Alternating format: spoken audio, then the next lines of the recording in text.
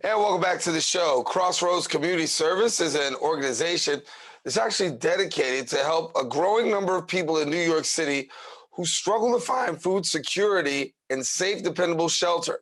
Now, in the time of COVID-19, Crossroads is persevering in its mission to unite our community in the fight to end hunger as well as homelessness. Joining me now to share a little bit more about the details is the Executive Director of Crossroads Community Services, NYC, Jesse Ramos. And Jesse, good to have you with us. Thank you for inviting me, Daren. Pleasure. Very important. No, glad, because it's a very important conversation when we talk about our city's homeless. And there's a lot. The number continues to rise. But in this pandemic right now, how do you see the homeless population, and how would you talk about the homeless population right now in New York City? Growing?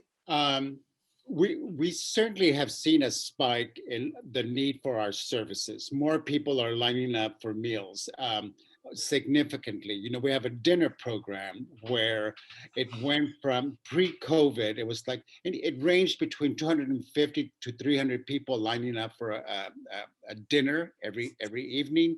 And now that number has jumped to like 400, sometimes 450. So that's a considerable jump.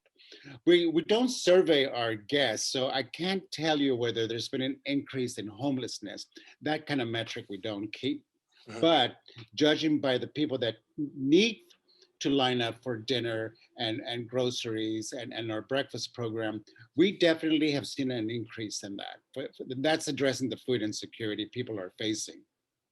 Right. And, you know, you're very aggressive in your fight against homelessness, as well as also, dealing with hunger. And hunger is very big. You know, hunger is very huge for a lot of people. Food insecurity is a major challenge. Share with us a little about the organization and the work that you're doing to really end this fight against hunger. So we have a multifaceted food program. We have a breakfast program that's every Sunday, Monday, and Wednesday at 7:45 a.m. in the morning, where people can come and get a warm meal. And then we have a dinner program in partnership with Coalition for the Homeless. And we provide dinner every evening at 5:30. And that's where we see the spike. That's the service that we have seen a significant growth in. And we hand out dinner. It's grab and go kind of situation because of COVID. And then on Saturdays, we like to call it a Saturday cafe, where we serve breakfast at 10 a.m. It's usually pastries, fruit, and coffee. And then every Thursday, we do a food pantry, where people come and pick up groceries. And we hand out groceries to depending on the number of family they are. Something interesting about the food pantry, I asked my manager if he had an idea how many guests from the Bronx we had. He said, on our roster, we have 515 guests from the Bronx zip codes that are coming down and picking up groceries every Thursday. That to me is very revealing that we have that many guests. That's a long hike. We're at 51st and Park Avenue. So they're coming from the Bronx uptown. And during the pandemic, we had this wonderful partnership with Transfer Nation, a nonprofit. They're guys and gals that have bikes with a cart attached to them. They would come pick up groceries at 51st and Park and deliver them to families at the Bronx addresses. That's an uphill bike with like 30 pounds of groceries in the back. So it's really remarkable how people have come together to help. I think it speaks to the larger issue of, there is food insecurity all around the city. And some areas there's easy access. Other areas it's not so easy access. But by virtue of what you're saying right now, I think that we can contend that your place is a pretty stable place in terms of access for everyone. Yes, we have a great food rescue. We partner with United Way. We have state and federal grants, which are essentially food credits. They give us allowances to purchase food only. So we as any organization, it's by word of mouth, and the word got out, and we're very happy that we're able to serve the larger community. And by larger, I'm identifying Manhattan. I know that there's other there's plenty of, not plenty, but there's other food pantries in Queens and Brooklyn, etc. I know that Coalition for the Homeless is stationed in Brooklyn, for instance. But it's about a partnership with all the other organizations so we can, provide the services that we do. Yeah. I want to take a moment and talk a little bit about your work that you're doing with women, because in addition to all of food and, homelessness issues that you're dealing with, you also provide a shelter for women.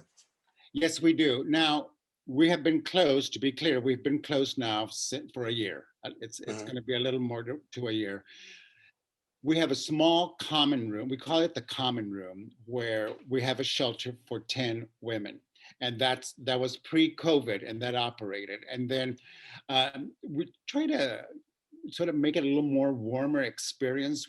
Our guests would come, they would have dinner with us. Volunteers would volunteer to provide a dinner. We'd set up the beds and they would sleep, 10 to a room. Because of COVID and health concerns, and it's the same room where our volunteers come and serve meals, we've had to close the shelter, and it remains closed, but we're keeping our ear to the ground, so to speak, and working with other agencies. And as soon as they're able to open up, we plan to reopen ours. But that is very challenging. And what made us different is that we just kept it to women only. One, to create a safe environment, and because the larger homeless population is men that are experiencing homelessness, women and children too. So we were focused on helping the woman population that experiences homeless. But we hope to reopen. I just don't have a clue as to when that's going to happen. It may not be until fall. Oh, no, fine, understood. But give me a little insight into how you're navigating post-COVID-19. I'm not going to say post because we're not out of it, but certainly the worst is pretty much behind us, we believe. Talk to us about how you've navigated through the COVID pandemic. Well, 2 weeks ago, we had a vaccination. We partnered again with Coalition for the Homeless, and they sent a medical truck over, and we were able to vaccinate I believe it was a little like, it was a small group, but like 20 to 30 guests, we were able to vaccinate them. That was a small step. It was a trial. So now we hope to have it again and distribute up to 100. The whole Johnson & Johnson crisis with the possibility of it not being safe threw a monkey wrench, because we wanted to provide a vaccination that you just had to show up once, because of the instability of our people experiencing homelessness. So that's something that we're working on. We're also weighing the possibility that we're going to ask all our volunteers at Crossroads, if you're going to volunteer, to make sure you're vaccinated. And actually taking a soft survey among our volunteers, most of our volunteers are vaccinated. That adds another layer of safety so that we can start opening up a little more in terms of our interaction with our guests. All the restrictions were put in for everyone's safety, in particular our guests. They were the most vulnerable. And also we were concerned about our volunteers. Looking forward, I'm just consulting with several experts in the field. How much can we open up? Our pantry used to be a shopping model, meaning we'd have a room full of groceries, and the individuals could come in and choose the food they wanted.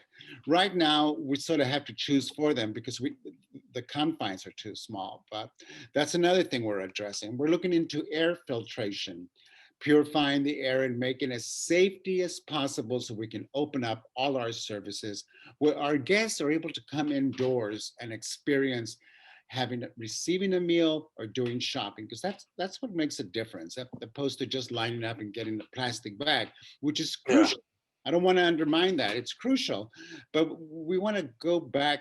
We're looking forward to the day where we can give them a place to sit down and have a meal.